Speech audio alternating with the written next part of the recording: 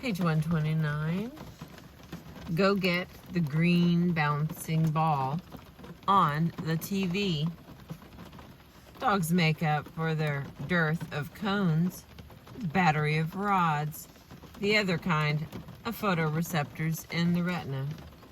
Rods fire most in low light situations and at changes in light densities, which is seen in motion.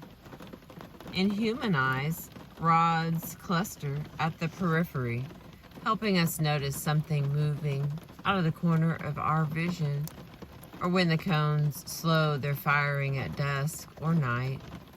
The density of rods in dogs' eyes varies. They have as much as 3 times as many rods as we do. You can make that ball your dog is not seeing directly in front of him magically appear by giving it a little shove. Acuity greatly improves for close objects when they are bouncing. All these differences in the dog's perception, experience, and behavior result from some small changes in the distribution of cells on the back of the canine eyeball.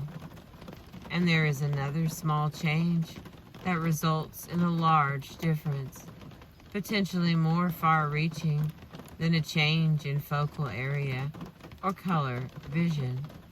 In all mammalian eyes, rods and cones make electrical activity out of light waves by means of a change in the pigment in the cells.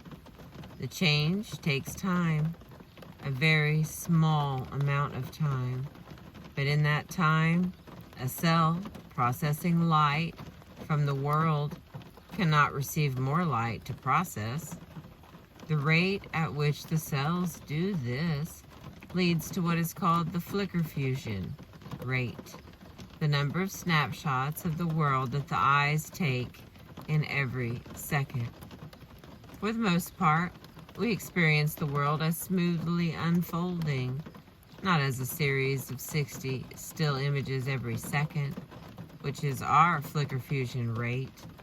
Given the pace at which events that matter to us happen, this is usually plenty fast.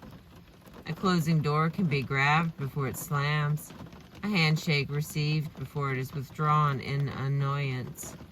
To create a simulacrum of reality, films literally moving pictures must exceed our flicker fusion rate only slightly. If they do, we do not notice that they are just a series of static pictures projected in sequence. But we will notice if an old-fashioned, pre-digital film reel slows down in the projector. While ordinarily the images are being shown to us faster than we can process them, when it slows, we see the film flickering, with dark gaps between the frames. Similarly, fluorescent lights are so annoying because they operate too close to the human flicker fusion rate. The electrical devices used to regulate the current in the light function right at 60 cycles per second, which those of us with slightly faster flicker fusion rates can thus see as a flicker and hear as a buzz. All indoor lights fluorescently flicker to houseflies with extremely different eyes than ours. Dogs also have a higher flicker fusion rate than humans do, 70 or even 80 cycles per second. This provides an indication why dogs have not taken up a particularly foible of persons. Our constant gawking at the television screen. Like film, the image on your non-digital TV is really a sequence of still shots sent quickly enough to fool our eyes into seeing a continuous stream. But it's not fast enough for dog vision. They see the individual frames and the dark space between them too, as though stroboscopically. This and the lack of concurrent odors wafting out of the television might explain why most dogs cannot be planted in front of the television to engage them. It just doesn't look real. The conversion to entirely digital television broadcast will eliminate the flicker fusion problem, making TV viewing more viable, but no more olfactorily interesting for dogs, who are no doubt ambivalent. One could say that dogs see the world faster than we do, but what they really do is see just a bit more world in every second.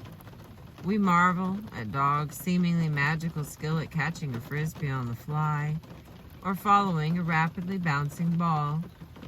Their frisbee catching procedure, as has been documented with micro video recording and trajectory analysis, turns out to match nicely the navigational strategy naturally used by baseball outfielders to line themselves up with the arc of an incoming ball. Excepting a few phenomenal outfielders, dogs actually see the frisbees or the ball's new location a fraction of a second before we do. Our eyes are internally blinking in those milliseconds that a flung frisbee is moving along its course towards our heads. Neuroscientists have identified an unusual brain disorder in some humans called achinotopsia. These achinotopsics have a kind of motion blindness. They have difficulty integrating a sequence of images into the normal perception of motion. A person with this may begin pouring a cup of tea and then not register a change until many images later, by which time the cup is overflowing. As non-brain damaged persons are to achinotopsics, dogs are to us. They see the details between our moments. We must always seem a little slow. Our responses to the world are a split second behind the dogs. Visual umwelt. With age, Pump suddenly became reluctant to enter the elevator, perhaps not seeing it well in the darkness after being outside. I encourage her, or jump in myself first, or throw something light-colored on the elevator floor for her to see. Finally, every time she rallies and leaps in as though crossing a great crevasse. Brave girl. So, dogs can see some of the same things that we do, but they don't see in the way that we do. The very construction of their visual capacity explains a broad swath of dog behavior. First, with a wide visual field, they see what is around them well, but what is right in front of them less well. Their own paws are probably not in terrific focus to dogs. What wonder then how little they use their paws relative to our reliance on the end of our forelimbs to manipulate the world. A small change in vision leads to less reaching, grabbing, and handling. Similarly, dogs can bring our faces into focus. Excuse me, but detect eyes less well. This means they will catch your full facial expression better than a meaningful glare, and they will follow a point or a turn better than a serendipitous glance out of the corner of the eye. Their vision complements their other senses. While they can locate a sound in space only roughly, their hearing is good enough for them to turn their eyes in the right direction so they can search further visually and then examine closely by nose. For instance, dogs recognize us by our smells, but they also clearly look at us. What are they seeing? If your smell is not available, you are downwind, or you've covered in perfume, they can use visual cues exclusively. They will hesitate if they hear your voice calling them, but it is not your face atop the approaching person, or your particular walk, or your mouth moving to call their name. Recent research confirmed this by examining dogs' behavior when they heard their owner's voice or a stranger's voice, accompanied by either a picture of the owner's face on a large monitor or of a stranger's face. The dogs looked longer at the incongruous faces, the owner's face, when paired with the stranger's voice, and the stranger's face when it appeared with the owner's voice. If it were just that the dog preferred the owner's face, they would have always gazed at that face the longest. Instead, they looked longest when there was something surprising, a mismatch. The physical elements of vision define and circumscribe what the dog experiences. There is a further element of that experience, the role vision plays in the hierarchy of senses. For visual creatures like humans, there is particular delight when we encounter something through one of our non-visual senses first. To arrive outside my apartment door and smell something wonderful, to open the door and hear the sounds of sizzling in the pots, the clank of silverware, to be instructed to taste a forkful of the pot's contents with my eyes closed, renders a familiar experience new. I only come forth to verify the scene with my eyes. My boyfriend in front of me with dinner in messy preparation around him. Coming to something through the secondary senses first discombobulates, then introduces a feeling of novelty to the ordinary. As dogs have their own hierarchy of senses, I imagine that they too might feel the mystery of coming at something by means other than their nose. This may explain both the difficulty dogs have in understanding some of our first requests to them. "Off the couch," I said to my new puppy as she looked at me searchingly, and the pride they seemed to take in learning a distinction from our visual world. Though our visual worlds overlap, dogs attach different meaning to the objects seen. The seeing eye dog must be taught the umwelt of the human, the objects that are important to the blind person, not those of interest to the dog. Try yourself getting your dog to even acknowledge the existence of a sidewalk curb. What is a curb to a dog?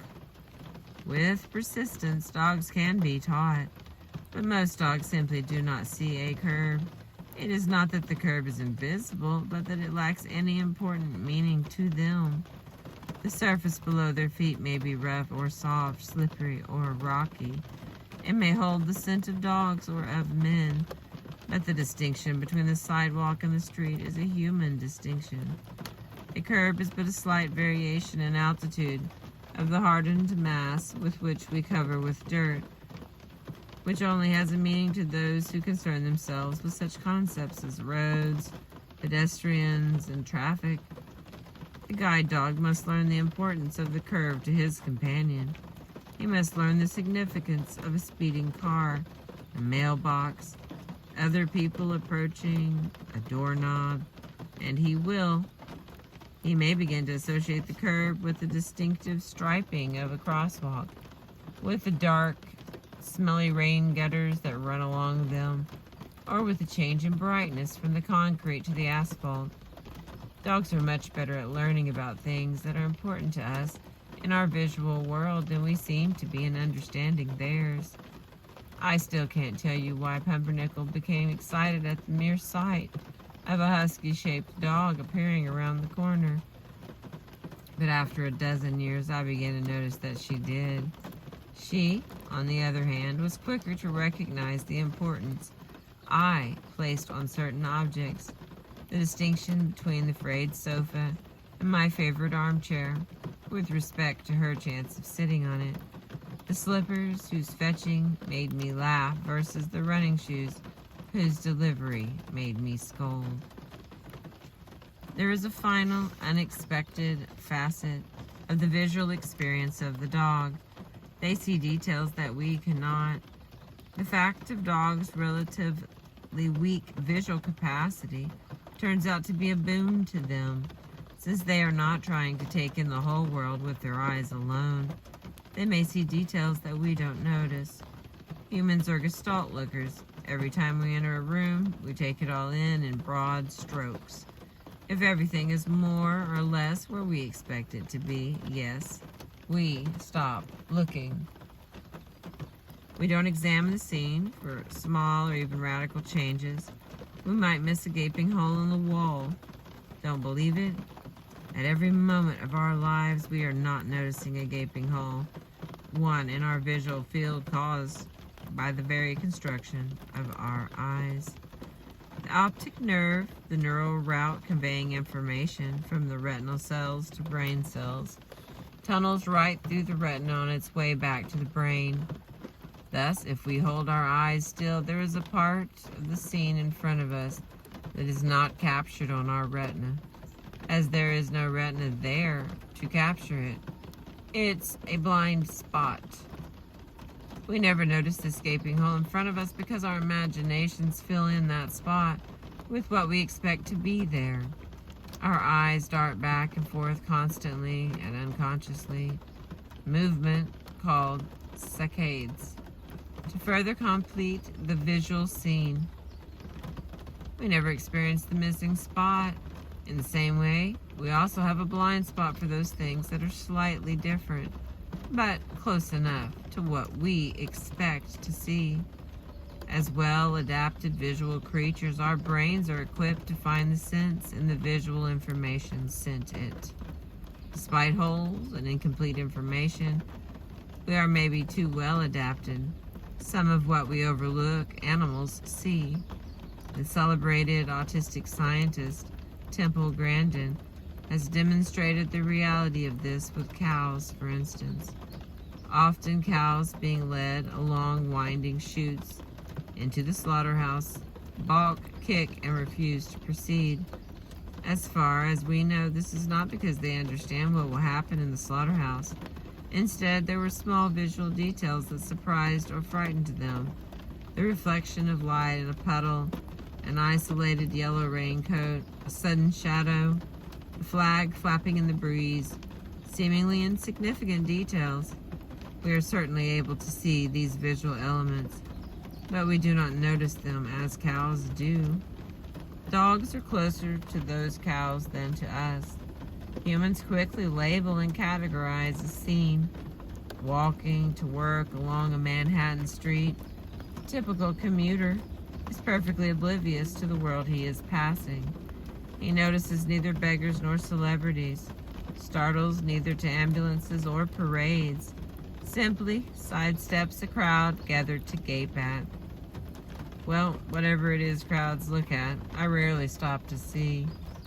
On most mornings, the route is reduced to its landmarks. Nothing else needs attending to. There is a good reason to believe that this is not how dogs think. The walk to the park becomes familiar over time, but they don't stop looking.